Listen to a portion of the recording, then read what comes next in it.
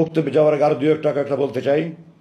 প্রথম হলো, আমি আমার 57 জন শহীদ বিডিআর নির্মম হত্যাকাণ্ডে 57 জন শহীদ বীর ভাইয়ের রক্তের বদলা চাই। কোরআনে আছে খুনের বদলা খুন। আমার এই 57 জন আমার কলিজার টুকরা ভাই বাংলাদেশ সেনাবাহিনী কেন, কোনো সেনাবাহিনীতে general Shakil, colonel Gulzar, colonel Kuddutullahi Rahman Shafiq, colonel এমদাদের মতো অফিসার তৈরি হওয়া খুব কঠিন ব্যাপার।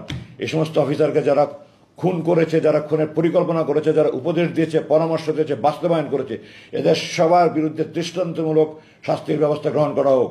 যা মৃত্যুদণ্ড হোক, যে দণ্ড হোক, আমি খুনের বদলা খুন চাই।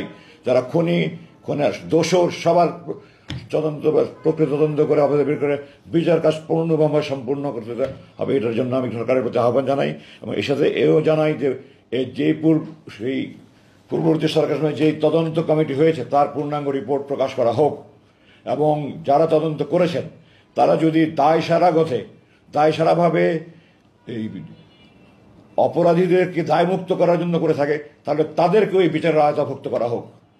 আমি মনে করি যে যারা অপরাধী এবং যারা অপরাধীদের দায়মুক্ত করার জন্য দায়ী, তারাও সমভাবে অপরাধী, সবাইকে আওতাভুক্ত করতে হবে।